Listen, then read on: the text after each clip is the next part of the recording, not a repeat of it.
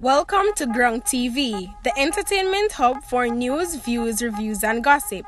Don't forget to like, share, and subscribe, and turn on your notification bell. Welcome back to Grung TV. The Clarendon police believe a third person was traveling in the taxi, in which two men were found shot to death in Portland Cottage on Tuesday. The deceased are 30-year-old taxi operator Kirk Taylor and 28-year-old Jamalco employee Odane Brown.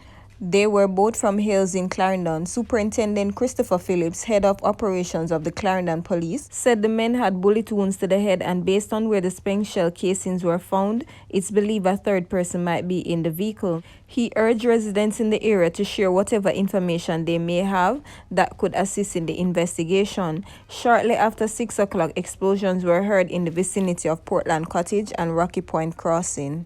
The men were later seen slumped in the front seat of the taxi. Superintendent Phillips said the number of double murders in Clarendon is a worrying trend, but the police has begun a detailed assessment and will double our efforts to basically see how we can arrest this challenge. He said the Clarendon police will also be strongly recommending the placements of more closed-circuit television cameras at critical areas throughout the parish, especially in Maypen.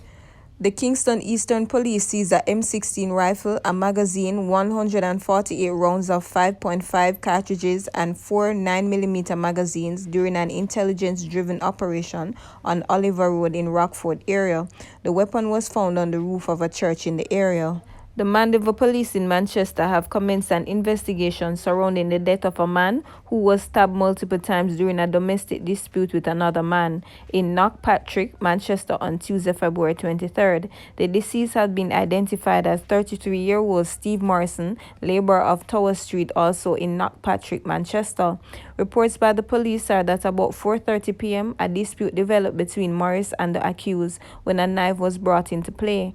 The accused reportedly used the knife to inflict a stab wound to Morris' upper body. The wounded man was rushed to hospital where he was pronounced dead. Following the incident, a report was made to the police, and following an investigation, the accused man was taken into custody. Double murder in Spanish Town last night as well. The young lady Krishana, along with her boyfriend, was shot and killed in Kingston Town. She is originally from Peckham near Frankfield side in Clarendon. According to sources, gunmen kicked off their doors and killed the boyfriend. Krishana managed to run in the bathroom and attempt to hide herself in the shower, but they still killed her. The police locked down a party in session at a premises on Slipe Road in Kingston on Wednesday night. The patrons were ordered to disperse from the location while the promoter was warned for prosecution under the Noise Abatement Act. The sound system was also seized. Under the Disaster Risk Management Act, once a citizen complies with the police instructions, they cannot be prosecuted. Members of the Public Safety and Traffic Enforcement Branch conducted a raid at a party along Slipe Road in Kingston yesterday. Lawmen said that between the hours of 7:30 p.m. and 8:30 p.m., officers conducted the raid at the event where hundreds of persons were in attendance. The promoter was warned for prosecution under the Disaster Risk Management Act and the Noise Abatement Act. Investigations are ongoing. Police here are probing the murder of a 22-year-old man who was killed by gunmen in Bottom Albion last night. He has been identified as Chevon Stevenson, otherwise called Strappy, a construction worker. Police say about 11:10 p.m. residents heard loud explosions and called the cops. On their arrival, Stevens was seen lying on the roadway suffering from multiple gunshot wounds. He was rushed to hospital where he was pronounced dead. A man who allegedly engaged the police in a gun battle near the Riverton City landfill on Wednesday has been taken into custody. An illegal firearm was reportedly seized following the incident. About 3 p.m., the police responded to reports of a robbery. The cops were reportedly confronted by armed men, and this led to a gun battle at the swamp near the landfill. The suspect was later captured. The police have launched an investigation into the murder of a man who was shot dead after stopping to relieve himself along Mandela Highway in St. Catherine. The deceased have been identified as Gregory Lawrence, a 41-year-old labourer of Bamboo in St. Anne. Reports are that about 5:15 p.m. yesterday, Lawrence was accompanied by a female companion was driving a black Toyota Tundra SUV.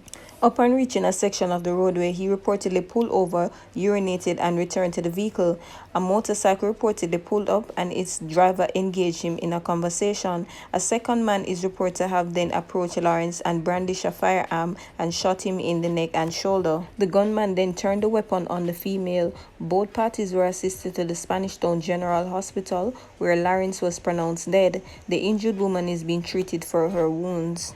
A man was killed along Golden Avenue in Kingston yesterday. Dead is 26-year-old Junior Bright of Mona Common address. The police said Bright was shot and killed by unknown assailants. Report from the Papine police are about 6:50 yesterday morning. Bright was along Golden Avenue when he was pounced upon by a lone gunman who opened fire at him. He was taken to hospital where he was pronounced dead. The police say they have launched an investigation into the murder. Emergency, the last resort activity to stop killing and restore order. I don't direct it at the courts specifically. This current structure of the need to declare a state of emergency requires the approval of the opposition. And that was introduced by a government led by the Jamaican Labour Party. But I think looking at the legislation is not appropriate because the executive, once you have a democratic society, you'll be subject to accountability in election. If you fail dramatically, you of course fail in the electoral system, and we have a lot of confidence in the electoral process.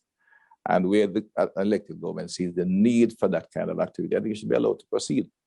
And that's where I'm going. Of course, the court's opinion in this case is subject to other opinion, which will be going to the appeal court, because the court who ruled on the constitutional nature of the state of emergency was not in his remit. He has a right to do so as a judge, but the Supreme Court is this full court in that ought to rule on the constitutionality of something that they done very well by our leaders, or the country's forefathers, and you ensure that you still have to have 2/3 majority in the Senate, which is fine.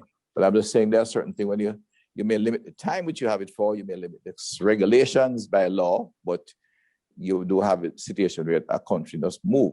Yeah, because that, although it was not in front of the judge, he has made some comments. I would like to go to the Court of Appeal to get their call. We are confident we will be successful in dealing with it there. Of course, we may have to look at some of the regulations, which is a different issue as we proceed. But if it's absolutely necessary, we'll still consider doing it for the 14 days still available to us on the law. It goes back to the level of lawlessness and home taking place in the community. We have had gangs taking over communities, literally capturing them and murdering on people, and gangs burning down, running people out of their homes. When that happens, we have to look at the community seriously. Of course, you do the more strong policing before. Somewhere like Riverton, when the ski mask gang was active, at special deployment of JDF and police in there was able to take care of that gang. It doesn't happen in all of them. In the certain urban centers where they are more ingrained, you may have to go to a state of public emergency. But so far, we have been able to handle most of the critical stations by improved deployment. You look at St. James, we had a rush in the early part of January. Since then, they have been pretty stable as the security forces have come together and re-strategize and redeploy their personnel across the parish. So we take those steps first. State of emergency is the last resort activity to stop killing and restore order.